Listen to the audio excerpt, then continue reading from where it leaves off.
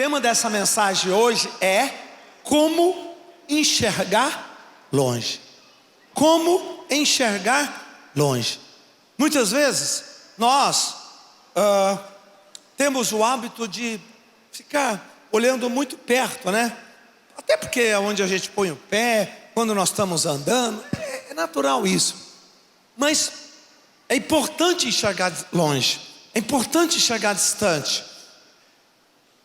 Toda vez que você tira os olhos da circunstância, toda vez que você tira os olhos do momento imediato, você começa a olhar longe. Nós temos 3 movimentos dos olhos: olhar perto, olhar longe e olhar para o alto. Quantos podem dizer amém? Então eu quero falar sobre olhar longe. Não vou falar sobre olhar para o alto nessa palavra. E eu quero ler com você o texto de Apocalipse 4, versículo 1 e 2. Apocalipse 4, versículo 1 e 2. Veja lá, veja o que está aqui. Que diz: depois dessas coisas, é importante você saber que coisas é essas. No capítulo 1, 2 e 3, pedacinho do 1, depois 2 e 3 de Apocalipse, Deus começa a falar com as 7 igrejas, chamadas 7 igrejas de Apocalipse. São 7 igrejas em cada uma das regiões, que tinham 7 bispos, que são chamados 7 anjos. Então Deus entrega por meio do apóstolo João. Ele tem uma visão. Ele está na ilha de Patmos. Ele está com mais ou menos 94 anos quando ele escreveu esse livro. E ele, depois que ele fala uma palavra para cada uma das igrejas, fazendo mais ou menos como um termômetro para aquelas igrejas. Tem muita riqueza no ensino das 7 igrejas de Apocalipse, que não é o que eu vou tocar hoje. Depois, quando termina no capítulo 3, o último versículo, capítulo 4, primeiro versículo é o que está escrito aqui: depois destas coisas. Fala comigo: depois destas coisas. Depois de quê? Depois de ouvir uma palavra de Deus, depois de ouvir o que Deus tem, que Deus pensa sobre você, sobre mim, depois de entender a leitura de Deus para nós, para a minha vida, para a tua vida. Porque quando Deus fala no capítulo 1, 2 e 3, Ele está falando para ajustar as igrejas. Ele está falando para tirar os excessos, tirar o mundanismo, trazer a santidade, trazer a consagração. Então, tem ali uma série de mensagens. Mas o que eu fiquei maravilhado é que ele diz assim: depois da palavra, depois que eles foram lavados. Lembra que Jesus disse assim: vós estáis limpos pela palavra que eu vos disse? Quantos lembram? Amém? Jesus falou isso para os discípulos. Jesus disse, ele lava os pés dos discípulos, naquela passagem de João, ali capítulo 11, 12, né? Lava os pés dos discípulos. E aí Pedro fala: tu nunca lavarás meus pés. Jesus diz: Pedro, se eu não lavar teus pés, você não tem parte comigo. Aí Pedro fala: opa, então me lava pé, mão, cabeça, lava tudo. Se é assim. Aí Jesus fala: não precisa. Vocês estão limpos pela palavra que vos tenho falado. Cada vez que você ouve uma palavra de Deus, Deus está limpando a tua vida, Deus está fazendo você mais puro, Deus está fazendo você uma pessoa mais santa. Olha que coisa. Fala amém, eu recebo. Não feche os seus ouvidos para a palavra de Deus.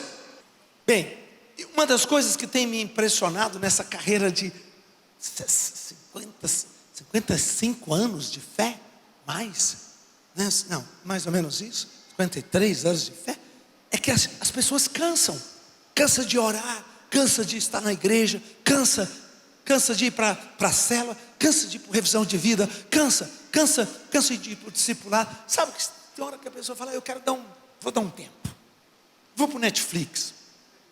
Bom, já que você vai para o Netflix, então pelo menos pega algumas coisas boas, não é para Netflix? Tem algumas coisas boas lá. Eu vou ficar mergulhado aqui. Estou falando negativamente, né, gente?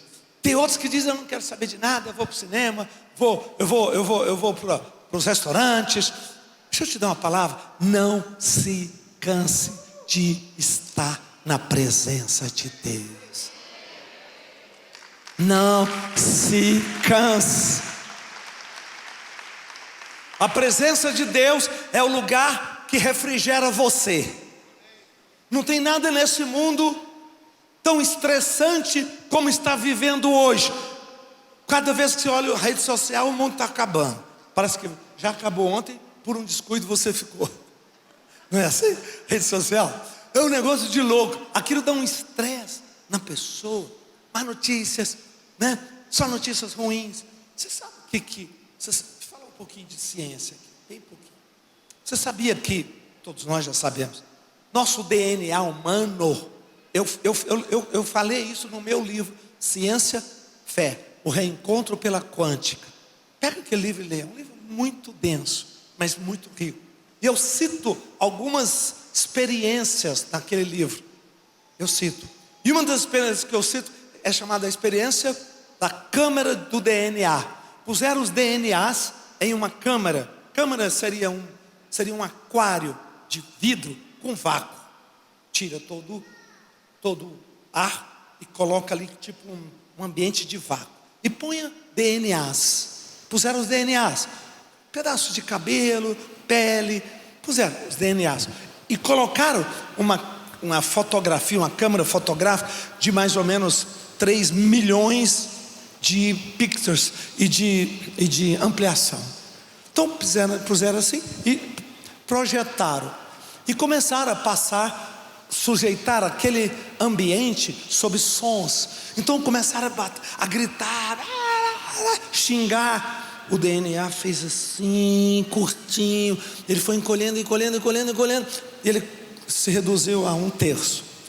Os telômeros do DNA. O que é o telômero? É a cauda do DNA. O DNA tem um telômero. E esse telômero é onde está, é quem mais ou menos gerencia o sistema de defesa. Certo, doutor Juliano? Certo? Telômeros aqui, ó. E eles, quando você está com defesas altas, relaxado, eles dilatam. Quando você está tenso, quando você está cheio de conflitos, com problemas, imunidade baixa, gripado, com inflamação, com infecção, seus telômetros ficam curtinhos. O que acontecia? Quando vinha gritaria, quando vinha má notícias, quando vinha violência, os DNA encolhiam, o telômetro quase sumia. Aí tiraram, mudaram e puseram ambientes de músicas. Por exemplo, um violino, uma música clássica, né? uma coisa, palavras gostosas, elogios, só coisa de amor. Os telômetros se abriam, cresciam. Sabe o que quer dizer isso? Quando você se submete a ambientes onde tem paz, amor, fé, palavras positivas, onde você tem louvor, adoração, por isso que você sai daqui voando. Sabe por quê? Seus telômeros abriram, sua imunidade vai lá para cima. Não estou falando de Bíblia não, isto é ciência. Não se canse da presença de Deus. Não se canse do altar. Não se canse da cela. Porque 2 horas submetidos àquele ambiente relaxa você, renova você. Você tem uma descarga de bons hormônios. Seu sistema de defesa todo se reorganiza. Diga: eu recebo essa palavra. Dá uma olhadinha, pesquisa isso. Isso tem na internet, tá? Além do meu livro, mas só que nessa conotação de fé, né? Ele diz assim: depois destas coisas, depois de Deus falar com as igrejas, depois de Deus limpar as igrejas, lavar pela palavra, ele diz assim: eu olhei e eis não somente uma porta no céu, aberta no céu, como também uma voz. Olha para teu irmão e diga: toda vez que você é lavado pela palavra, uma porta se abre no céu para você. Não é fantástico? Fantástico. eles lá foram lavados pela palavra. Deus falou com eles, Deus limpou a igreja. E aí ele olhou e viu uma porta aberta no céu. Então, depois que a palavra lavou, depois que eles ouviram a voz de Deus, ele olhou e viu uma porta aberta. E viu uma porta aberta. Portas se abrem quando nós estamos mergulhados no Senhor. Portas não se abrem, dificilmente, né, se abrem, né? Quando nós estamos festas, bailes, sei lá, situações naturais, né? Por quê? Não tem conexão celestial. Mas quando você mergulha em Deus, suas portas se abrem. Espera milagres, porque terá portas abertas na sua vida. Neste ano, Deus vai te dar portas abertas. Ele disse: depois dessas coisas eu olhei e vi, né? Está implícito ali, não somente uma porta aberta no céu. A porta estava aberta no céu, mas ele não falou, ele não viu só a porta, mas a coisa mais importante foi a porta. Sem a porta ele não teria nada. Fala comigo, todo novo ciclo começa com uma nova porta.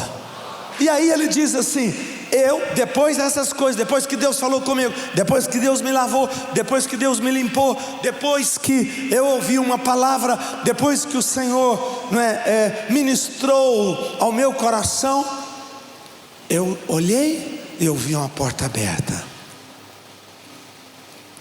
Deus vai te mostrar muitas portas abertas para nós todos aqui, sempre.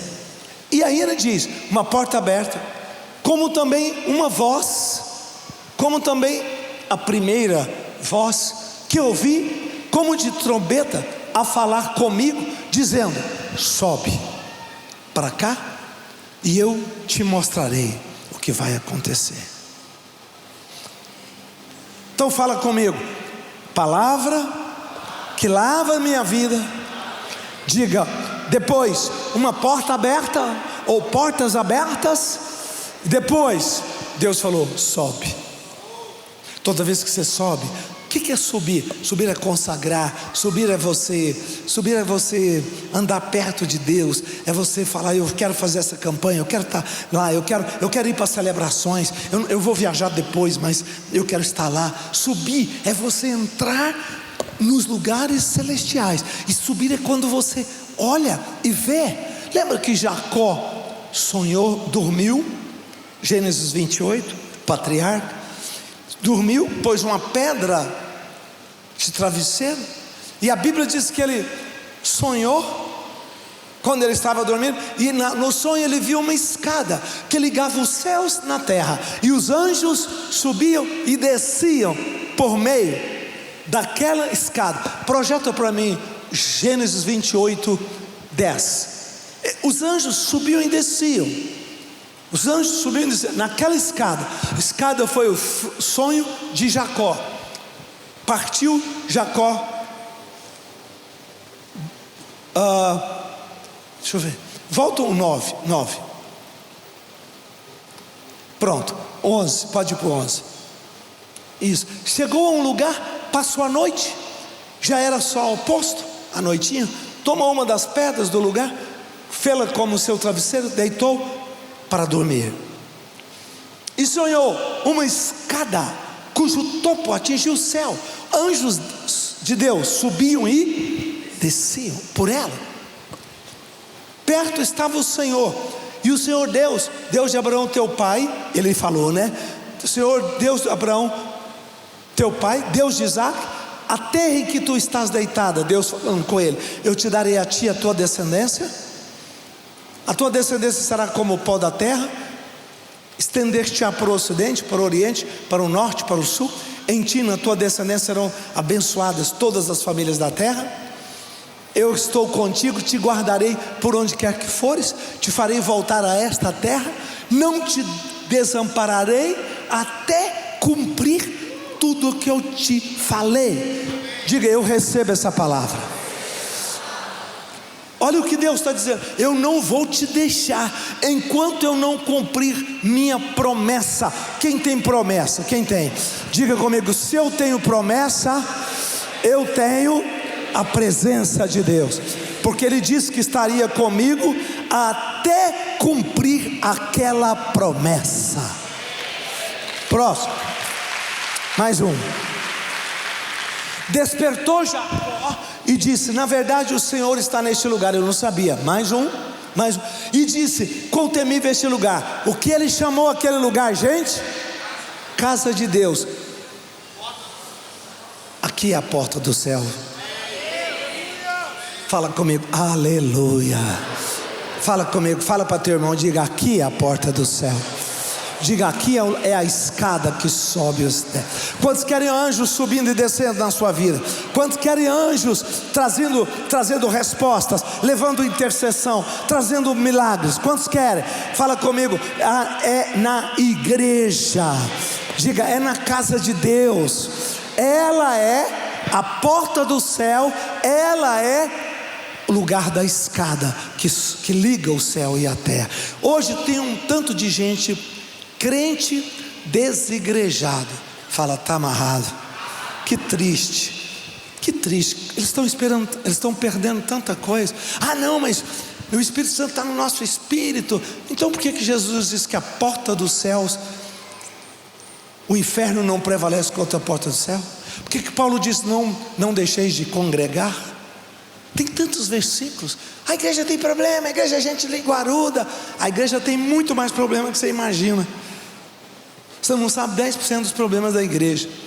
Só que Deus não olha a igreja por sobre seus problemas. Deus olha a igreja pelo sangue de Jesus. Ele vê o sangue de Jesus sobre nós. E aí Satanás, shalom, cala a boca, Satanás. Você não tem que acusar a igreja. Amém? Não adianta Satanás querer acusar. Para isso Jesus morreu, para perdoar seu pecado, o meu, para nos cobrir. A igreja é a porta dos céus. A igreja é a escada. Olha isso, Jacó quem disse isso. E aí, esse lugar é a casa de Deus, é a porta do céu. Mais um versículo, mais um. Levantou-se Jacó de madrugada, tomou a pedra que colocou como travesseiro, erigeu uma coluna, ungiu, derramou azeite. Mais um. E ao lugar outrora se chamava Luz, pôs o nome de, mais forte. E o que quer dizer a palavra Betel?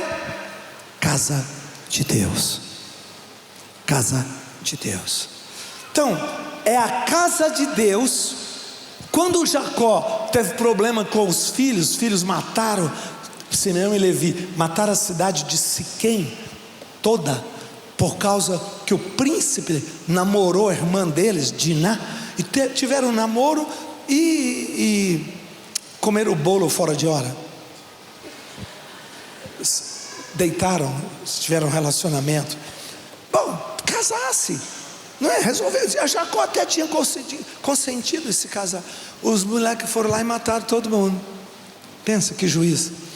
E as nações viriam contra Jacó. Jacó naquela época eles tinham umas 600 pessoas, mais ou menos. Era uma tribo relativamente grande. Alguns falam que tinha até 1000, outros falavam 600. Bom, Jacó ficou desesperado e começou a orar, clamar. Na hora do desespero, do clamor, né? Ele ajoelhou, ele buscou a Deus. Sabe o que Deus falou para ele? Aonde estava a solução dele? Você já leu? Deus falou para ele: volta lá para Betel. Lembra onde eu te apareci? Lembra onde você levantou uma coluna? Lembra onde eu te mostrei a escada? Sim. Lembra em Betel? Sim, vai para lá. Mas Senhor, são 400 quilômetros, quase 400 quilômetros, de onde eu estou até aquele lugar. Vai ser, olha essas crianças, vai ser difícil chegar lá. Deus falou: vai para lá. Lá, se você clamar, lá eu vou te dar a sua solução. Seu milagre está te esperando lá. Sabe o que significa isso? Seu milagre, as respostas de Deus para você, os escapes, as providências, as provisões estão aqui neste altar. Que incrível, né? Levanta a sua mão e diga: eu recebo essa palavra. Diga: eu tenho um encontro marcado com Deus, na casa de Deus. Então, volta para Apocalipse. Então, João recebeu uma palavra dizendo: depois destas coisas, depois de ele ouvir a palavra, depois de ser lavado, né, eu olhei e uma porta estava aberta. Claro, estava pronto, Deus vai começar a abrir as portas. E quando eu subi, e ele diz: suba, fala comigo, suba. Olha para teu irmão e diga: neste final de ano, diga: não desça para a terra dos filisteus. Diga: suba aonde o Espírito Santo com os anjos, a igreja vencedora, adoradora, está esperando por você. Suba, suba. E aí ele disse: suba. E ele subiu. Ele disse: eu subi e ouvi uma voz dizendo: mostrarei aquilo que há de acontecer. Como Deus fala as estrelas para Abraão, ordena as estrelas. Aquilo era um comando de governo, né? Onde acabou o horóscopo, as estrelas pararam de fazer destino dos homens. O zodíaco acabou em Abraão, mas o zodíaco existia. Era uma ciência que veio lá desde os tempos da criação. É complexo, muito complexo isso. Mas quando chegou na época de Abraão, pela fé, Deus quebrou aquilo e falou: porque os demônios caídos, os anjos caídos, tornaram demônios, tinham esse domínio, tinha essa ciência do destino dos homens pelas estrelas. Aí Deus bagunçou o negócio, falou: vocês não vão mandar no destino dos homens, eu não vou deixar. Levantou Abraão, e Abraão tornou o pai da fé. E Deus falou: Abraão, agora estende a mão e fala essas estrelas. As estrelas não falarão mais a vocês, vocês falarão às estrelas. Pode dar uma salva de palmas. Que é isso, Deus? Que é isso? Deus inverteu. O destino dos homens vinham das estrelas que originavam os desígnios. Mas os demônios, os anjos que tinham aquele conhecimento caíram. Eram os guardiões, chamados guardiões, eles caíram. E quando eles caíram, eles ainda tinham aquele conhecimento. E aí Deus quebrou aquilo. Gênesis 6, depois veio o dilúvio, apagou tudo, mas os anjos eram seres espirituais. Aí veio Noé, e Deus já levanta Abraão e inverte a ordem. Toda vez que você tem autoridade, Jesus diz: toda autoridade eu te dou. Fala comigo: toda autoridade eu vos dou. Diga: na terra e nos céus. O que é autoridade nos céus?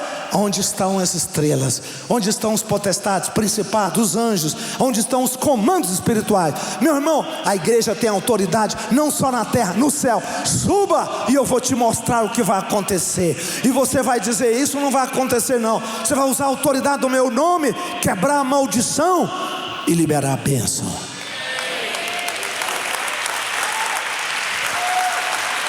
Diga: eu recebo.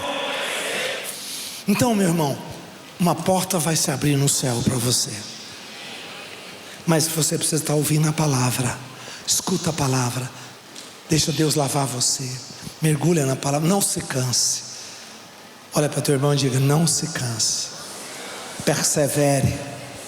Porque tem uma porta gigante aberta para você. E mais que uma porta, você vai subir e vai ouvir e vai poder ver o que estará acontecendo. E Deus te dará autoridade e fé, uma chave para quebrar a maldição e para liberar as bênçãos.